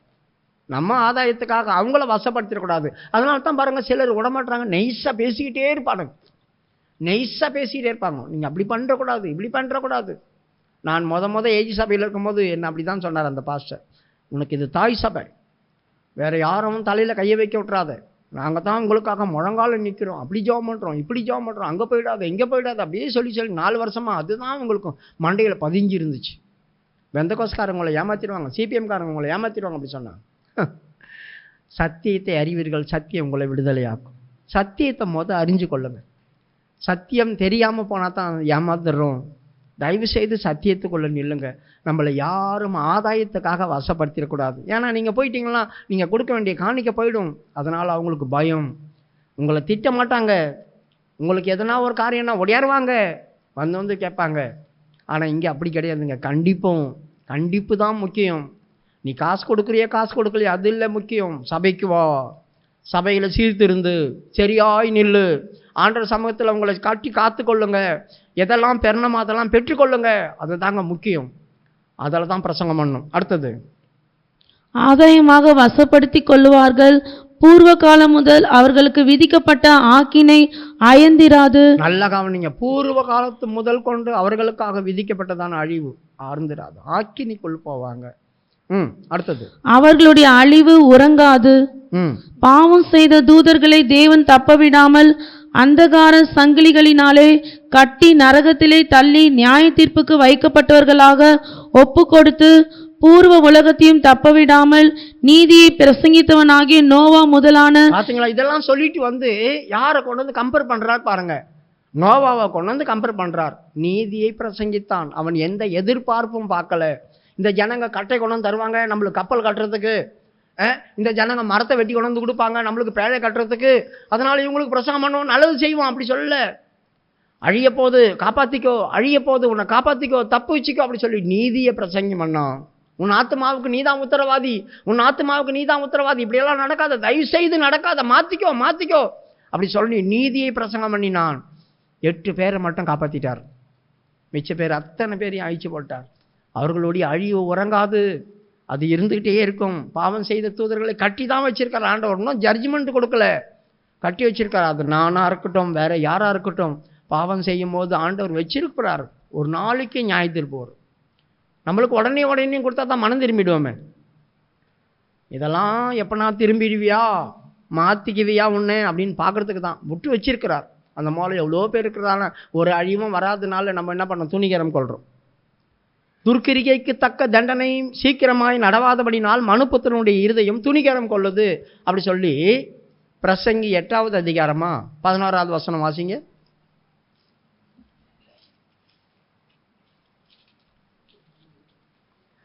பிரசங்கி 8:11. துர்க்கிரியைகளுக்கு தக்க தண்டனை சீக்கிரமாய் நடவாதபடியால் மனுபுத்திரரின் இருதயம் பொல்லாப்பை செய்ய அவர்களுக்குள்ளே துணிகரம் கொண்டிருக்கிறது. பொல்லாப்பு செய்ய அவர்களுக்குள்ளே துணிகரம், சீக்கிரமா தண்டனை வரல, அதனால எங்களுக்கு தண்டனை வரல, நாங்க எப்படியோ அப்படியோ இப்படியோ ஆனாலும் ஜனங்களை நடத்துறாங்க. பிரியமானவர்களே, ஆண்டவர் சொல்றார், இதெல்லாம் மாதிரியை வச்சுட்டு போறோம், நம்முடைய மாதிரியை பின்பற்று.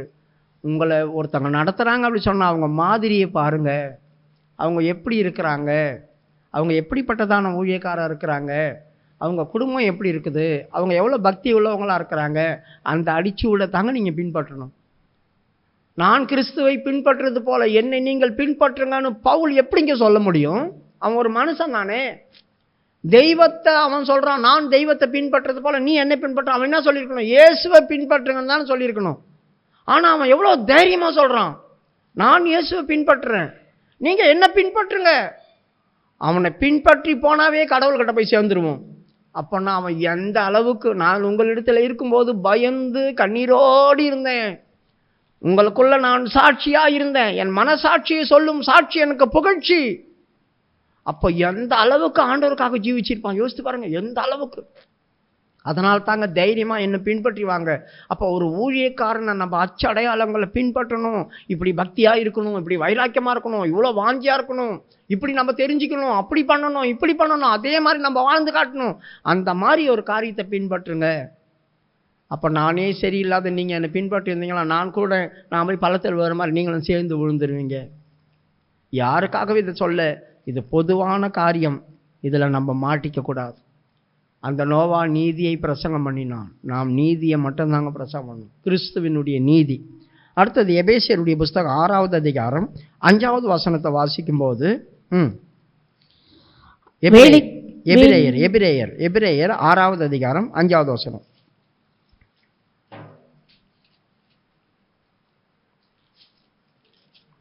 எபிரேயர் 6வது அதிகாரம் 5வது வசனம். தேவனுடைய நல்வார்த்தையையும் இனி வரும் உலகத்தின் பலன்களையும் ருசி பார்த்தும் மறுதலித்து போனவர்கள் தேவனுடைய குமாரனை தாங்களே மறுபடியும் சிலுவையில் அறைந்து அவமானப்படுத்துகிறபடியால். இந்த இடத்துல ஒரு வார்த்தை சொல்லிருக்கு, தேவனுடைய நல்வார்த்தைகள். தேவனுடைய நல்வார்த்தைகளை தான் நம்ம பேசணும். ஒரு ஜனங்களை பாதாளத்திலிருந்து தூக்கி எடுக்க பார்க்கணும். தவறு இல்லாத இருக்காது, ஜனங்களுக்குள்ள தவறு வராமல் இருக்காது. ஆனால் அவங்கள நம்ம மன்னிக்கணும். கர்த்தர் உன்னை மன்னிப்பார், எலும்பு, கர்த்தர் விட்டு ஒண்டி விலகிடாத, அதை மட்டும் நம்ம சொல்லிக் கொடுக்கணும். உனக்குள்ள தவறு வருது, பவுலே சொல்றான், நன்மை செய்ய நான் அறிந்திருக்கிறேன், ஆனால் எனக்குள்ள விரும்பாத தீமையை நான் செய்கிறேன், என்னை யார் விடுதலையாக்குவான், நிர்பந்தமான மனுஷன் நான் விழுந்து போறேனே அப்படி சொல்றான். அப்போ நம்ம அவனி பாதாளத்துக்கு தான் போயிடுவேன் அப்படி சொல்லி அவனை ஒரேடியாக கீழே தள்ளாம அவனை மேலே தூக்கிட்டு வரணும். அவன் செய்கிறதான தப்பை வச்சு அவனை தீட்டி ஒன்றும் இல்லாமல் நாஸ்தி ஆக்கிடக்கூடாது. காப்பாற்றி விட வேண்டியது நம்ம கடமை. அவனை தப்பி வைக்க வேண்டியது நம்ம கடமை. நல்வார்த்தைகளை சொல்லிக் கொடுக்கணும். நாம் வேற எதையும் ருசி பார்த்து தேவனை மறுதளிச்சு நம்மளையே மறுபடியும் சிலுவையில் போட்டு அறிஞ்சிடக்கூடாது. இப்போ இவங்க எப்படிப்பட்டவங்களா இருக்கிறாங்க அப்படின்னு 1:2 வாசிக்கிறோம். ஆகையால் கிறிஸ்துவை பற்றி சொல்லிய மூல உபதேச வசனங்களை நாம் விட்டு செத்த கிரியைகளுக்கு நீங்களாகும் மனம் திரும்புதல், தேவன் பேரில் வைக்கும் விசுவாசம் போதும். இந்த இடத்துல முதலாவது கிறிஸ்துவனுடைய உபதேசம், நல்ல உபதேசம் அப்படி சொல்லியிருக்கு. கிறிஸ்து யார், அவர் எப்படிப்பட்டவர், எப்படி பேசினார், எப்படி கிரியை நடப்பித்தார், இதெல்லாமே மூல உபதேசம். இந்த உபதேசத்தை உபதேசிக்கணும். கிறிஸ்து எனக்கு என்ன சொல்லிட்டு போனார், நீங்கள் புறப்பட்டு போய் சகல ஜாதிகளையும் சீஷராக்கி பிதா குமாரன் பரிசுத்த ஆவியின் நாமத்தினாலே அவர்களுக்கு ஞானஸ்தானம் கொடுத்து நான் கட்டளையிட்ட யாவையும் அவர்கள் கை கொள்ளும்படி உபதேசம் பண்ணுங்கள். நான் உங்கள்கிட்ட என்னெல்லாம் பேசணும்னு அதெல்லாம் நீங்கள் மறைச்சிடாதீங்க, ஒன்றும் மறைக்காமல் அவங்களுக்கு உபதேசம் பண்ணுங்க அப்படி சொன்னார். அப்போ அதுதான் ரொம்ப முக்கியம். அவங்களுக்கு நம்ம உபதேசம் பண்ணி ஆகணும். கிறிஸ்து இப்படி தான் இருந்தார். மனுஷகுமாரனுக்கு தலை சாய்க்க இடமில்லை, நரிகளுக்கு குழிகளும் ஆகாயத்து பறவைகளுக்கு கூடுகளும் உண்டு, மனுஷகுமாரனுக்கு தலை சாய்க்க இடமில்லை. இந்த பூமிக்குரிய காரியங்களை தேடாதீங்க, தயவு செய்து கிறிஸ்துவையே தேடு, மேலானவைகளை தேடு, சிங்காசனத்துக்கு மேலானவைகளை தேடு, இந்த பூமிக்குரிய காரியங்கள் அல்லன்னு பவுலும் சொல்கிறான். அப்போ இந்த பூமியில் நான் ரட்சிக்கப்பட்டேன், இது கடைசி காலம், எப்படியாவது தெய்வ பக்தியில் இருந்து போதும், சம்பாதிச்சது போதும், அதிகமான காரியம் என்ன வருத்தத்தில் கொண்டு போகும். ஆண்டவரே, இந்த பூமிக்குரிய அடுத்த காரியங்கள் எனக்கு உணவும் உடுக்க வஸ்திரம் உட்கார்ந்து எதையாவது என்னை நடத்து, இருக்கிறது போதும், உள்ளது போதும் என்று நினைத்து எனது தேவ பக்தியில் வளருங்க. உள்ளது போதும் என்று தேவ பக்தியில் வளருங்க. மிஞ்சினது அநியாயத்துக்கு உண்டானது. ஆகவே அந்த அனுபவத்துக்குள்ளே வரணும். ஆனால் இவர்கள் என்ன பண்ணுறாங்க, கிறிஸ்துவின் நல்ல உபதேசத்தை உபதேசிக்காம படிங்க 1வது வசனம். ஆகையால் கிறிஸ்துவை பற்றி சொல்லிய மூல உபதேச வசனங்களை நாம் விட்டு செத்த கிரியைகளுக்கு நீங்களாக விட்டுட்டோம். அந்த மூல உபதேசத்தை விட்டுட்டு செத்த கிரியை அப்படி சொல்லியிருக்கேன்னாக்க, தேவன் பேசாத வார்த்தைகள் தாங்க செத்த கிரியை. தேவனுடைய வாயிலிருந்து புறப்பட்ட வார்த்தையெல்லாம் ஜீவ வார்த்தை, அதில் உயிர் இருக்குது. அப்போ தேவனுடைய வாயிலிருந்து புறப்படாத வார்த்தைகள் செத்த கிரியை. அப்போ அந்த செத்த கிரியை நம்ம பின்பற்ற ஆரம்பிச்சிடக்கூடாது. வேதத்தில் இல்லாத காரியங்களை நம்ம பேசக்கூடாது, வேதத்தில் சொல்லாத காரியங்களை நம்ம சொல்லக்கூடாது. எல்லாவற்றையும் நிதானித்து ஆராய்ந்து எடுக்கணும். வேதத்தில் இப்படிப்பட்ட வார்த்தைகள் இருக்கா, நம்ம சொல்கிறத ஏற்றுப்பாங்களா, குருட்டுத்தனமான விசுவாசத்தை நம்ம சொல்லி கொடுக்கக்கூடாது. விசுவாசத்தை பற்றி பேசணும், அதை செத்த கிரியை ஆக்கிடக்கூடாது. குருட்டுத்தனமான விசுவாசத்தை ஜனங்களுக்கு சொல்லிக் கொடுக்கக்கூடாது. சரியாய் அவங்கள நிறுத்தணும், சரியாய் அவங்கள நிதானிக்க பண்ணணும். அடுத்தது, செத்த கிரியைகளுக்கு நீங்களாக்கும் மனம் திரும்புதல், தேவன் பேரில் வைக்கும் விசுவாசம், ஸ்தானங்களுக்கு அடுத்த உபதேசம், கைகளை வைக்குதல், மரித்தோரின் உயிர்த்தெழுதல், நித்திய நியாய தீர்ப்பு என்பவைகளாகிய அஸ்திபாரத்தை மறுபடியும் போடாமல். நல்லா கவனிங்க. இப்போ நாங்கள் மனம் திரும்புதலுக்கு உங்களுக்கு உபதேசம் பண்ணோம், திருந்திட்டீங்க. அடுத்தது ஞானஸ்தானம். அதுக்கப்புறமா உங்களுக்கு வியாதி பலவீனங்கள் வந்தால் அதை உங்களுக்கு சுகமாக்கணும். ஒரு சில நேரங்களில் மரித்தவரை கூட எழுப்பணும்னு ஆண்டவர் சொன்னால் எழுப்பி தான் ஆகணும். இதெல்லாம் பண்ணிவிட்டு கடைசியில் சொல்லணும், உன்னை உயிர்த்தேல எதுக்கு எழுப்பணும், உன்னை உயிரோட எதுக்கு எழுப்பணும், நீ இப்படியே செத்து நரகத்துக்கு போயிருப்ப, அதனால் இனி ஜட்ஜ்மெண்ட் வரும், இனிமேலாவது மனம் திரும்பி நட, இப்படியே செத்தின நீ மனம் போயிடுவேன். அப்போ உயிர்த்தெழுதலில் 2 விதமான உயிர்த்தெழுதல் இங்கே மரித்தவரை எழுப்புறது இருக்குது. ஒன்று செத்தவங்களை எழுப்புறது, இன்னொன்று பாவத்தில் மரித்தவங்களை எழுப்புறது. 2 உயிர்த்தெழுதலுக்கு. பாவத்தில் செத்தவன், பாவத்தின் சம்பளம் மரணம். அப்போ பாவத்தில் செத்தவனையும் நம்ம எழுப்பணும், எழுத்தின் பிரகாரம் செத்தவனையும் எழுப்பணும். 2 பேரையும் எழுப்பும் போது அடுத்தது என்ன சொல்லணும், நியாய தீர்ப்பு வரும், ஜட்ஜ்மெண்ட் காத்திருக்குது, இனி இப்படி செய்திராத, மறுபடியும் செத்துறாதே, மறுபடியும் நீ செத்துறாதேன்னு சொல்லணும். இது தாங்க உபதேசம், மூல உபதேசம். கிறிஸ்து ஜட்ஜ்மெண்ட்டில் உட்காருவார், வெள்ள சிங்காசனத்தில் உட்காந்துருவார், மறுபடியும் நீ செத்துறாத சொல்லி கொடுக்கணும். அடுத்தது, அஸ்திவாரத்தை மறுபடியும் போடாமல். பாருங்க, மறுபடியும் இதே அஸ்திவாரத்தை போடாமல் பூர்ணராகும்படி கடந்து போங்க. சொன்னதையே திருப்பி ரட்சிப்போம், ஞானஸ்தானம் பரிசுத்த ஆவியின் அபிஷேகம், ரட்சிப்பின் ஞானஸ்தானம் பரிசுத்த ஆவியின் அபிஷேகம், எல்லா இடங்கள்லையும் இதையே சொல்லிட்டு இருந்தோம்னா எப்போ வளர்றது? எப்போ உங்களை சுகமாக்க, வாங்க ஆண்டு சுகமாக்குற, கை வைப்பேன், அதை பண்ணும் இதை பண்ணும் இப்படியே சொல்லிட்டு இருக்கிறாங்களே. யோசித்து பாருங்க, பூர்ணராகும்படி கடந்து போங்க அப்படின்னாக்கா உபதேசத்தில் வளரணும். நாம் விட வேண்டியதை விடு, எல்லாவற்றையும் சோதித்து நன்மையானவைகளை பிடிச்சுக்கொள். அப்போ எல்லாத்தையும் நிறைவானது வர வர குறைவானது நம்மளை விட்டு தானே பார்க்கணும். நிறைவானதை சொல்லிக் கொடுக்கணும். பூர்ணராகும்படி கடந்து போங்க. சொன்ன வார்த்தையை திருப்பி திருப்பி திருப்பி திருப்பி எதுக்கு பேசணும்? கர்த்தர் நம்மளை ஆசீர்வதிப்பார், நம்மளை ரட்சிப்பார், நம்மளை காப்பாற்றுவார், அதை பண்ணுவார், இதை பண்ணுவார், அதை செய்வார், இதை செய்வார்னு சொன்னதையே ஆசீர்வாதமான வசனங்களையே சொல்லிட்டு இருக்கிறாங்களே. எவ்வளோ இடங்கள்ல ஆசீர்வாதமான பிரசங்கம். அப்படி ஒருவேளை அந்த பிரசங்கத்தின்படி கர்த்தர் கிரியை செய்ய ஆரம்பிச்சதுனால நம்ம எப்படி இருப்போம் யோசித்து பாருங்க. எவ்வளோ ஆசீர்வாதமாக இருந்திருப்போம் நம்ம. ஏன் நம்ம வீட்டில் கஷ்டம்? ஏன் நம்ம வீட்டில் உபத்திரவம்? ஏன் நம்ம வீட்டில் பாடு? ஏன் நம்ம வீட்டில் சூனிய மந்திரம் கிரியை செய்யுது? காரணம் என்ன? கிறிஸ்துவின் வார்த்தைகள் உள்ள வரும்போது அது கிரியை செய்யாமல் திரும்பாதுன்னு சொல்லியிருக்கேன். அப்போ ஏன் இந்த வார்த்தைலாம் நமக்குள்ள கிரியை செய்யல? ஆசீர்வாதம் வேணும். ஆசீர்வாதம் கண்டிப்பாக வேணும். கர்த்தர் என்னை எப்படி ஆசீர்வதிப்பார்? என்னை ஆசீர்வதிக்கும் போது வேதனை கூட்டார். கர்த்தர் என்னை ஆசீர்வதித்தா வேதனை கூட்டார். இன்னைக்கு ஆசீர்வாதமும் வருது, வேதனையும் கூட வருது. அந்த மாதிரி வரக்கூடாது. நான் ஏன் வேதனைப்படுறேன்? என் ஜீவியம் சரியில்லை, அதனால வேதனைப்படுறேன். இப்போ ஜீவியத்தை மாற்று மாற்று மாற்று மாற்று அப்படி சொல்லிக் கொடுக்கணும். அப்போ நாம் சரியான விதத்தில் சொல்லிக் கொடுத்து, இப்போ நான் ரட்சிக்கப்பட்டங்க, அடுத்தது ஞானஸ்தானங்க, அடுத்தது அபிஷேகம் பெற்றங்க, இனிமேல் என்ன பண்ண? விசுவாச ஜீவியம் ஜீவிக்கணுங்க. அப்போ விசுவாச ஜீவியம்னாக்கா நான் தேவனை மட்டும் பார்த்துட்டு இருக்கணுங்க. அந்த நேரத்தில் எனக்கு வியாதி வந்தால் ஊழியக்காரங்க வந்து கை வைப்பாங்க. அந்த நேரத்தில் எனக்கு வியாதி பலவீனம் வந்தால் ஊழியக்காரன் கை வைப்பாங்க. கர்த்தர் என்னை சுகமாக்குவார். நான் பாவத்தில் மரித்திருந்த ஆண்டவர் என்னை சுகமாக்குவார். இப்படிப்பட்ட காரியத்தெல்லாம் பண்ணிட்டு இனி வேறுபாட்டின் ஜீவியம், அதான் பூர்ணராகும்படி கடந்து. வேறுபாட்டின் ஜீவியம். உலகத்துக்கு எனக்கு ஏதுங்க சம்பந்தம்? இருளுக்கும் வெளிச்சத்துக்கும் சம்பந்தம் ஏதுங்க? பேலியாளும் மக்களுக்கும் தேவனுடைய ஜனங்களுக்கும் சம்பந்தம் ஏதுங்க? உலகத்தார போல நான் எதுக்குங்க நடக்கணும்? எனக்குள்ள ஒரு மாற்றம் தெரியணும். அதனால்தான் எஸ்தருடைய புஸ்தகம் 8வது அதிகாரம் 3வது அதிகாரம் 8வது வசனத்தில் அந்த ஆமான் சொல்கிறான், உம்முடைய தேசத்தில் 127 நாட்டிலையும் ஒரு கூட்டத்தார் இருக்கிறாங்க, ஒரு கூட்டத்தார் இருக்கிறாங்க, அவங்க செதறி கிடக்கிறாங்க, அவங்க நம்ம சட்டத்திட்டத்தை கை கொள்றது இல்லை, அவங்கள நீங்கள் இப்படி விட்டு வைக்கக்கூடாதுன்றாங்க. அப்பொழுது ஆமான் அகாஸ்வேரு ராஜாவை நோக்கி, உம்முடைய ராஜ்யத்தின் சகல நாடுகளிலும் உள்ள ஜனங்களுக்குள்ளே ஒருவித ஜனங்கள் சிதறுண்டு பரம்பி இருக்கிறார்கள். அவர்களுடைய வழக்கங்கள் சகல ஜனங்களுடைய வழக்கங்களுக்கும் விகற்பமாய் இருக்கிறது. அவர்கள் ராஜாவின் சட்டங்களை கை கொள்ளுகிறதில்லை. ஆகையால் அவர்களை இப்படி விட்டிருக்கிறது ராஜாவுக்கு நியாயம் அல்ல. உலகத்தில் இருக்கிற ஜனங்களும் கிறிஸ்தவர்கள் மேல் கண்ணு வித்தியாசமா இருக்க காரணம் என்ன? அவர்கள் உலகத்தார் போல நடக்கிறதில்ல, உலகத்தாரை போல பேசுறதில்ல, உலகத்தாரை போல இருக்கிறதில்ல. அதனால அவங்களுக்கு வித்தியாசமா தெரியுது. இவங்களை இப்படி விட்டு வைக்கக்கூடாது, இவங்களை அழிச்சு நாசம் பண்ணோன்னு எதுக்காக அழிக்கிறாங்க?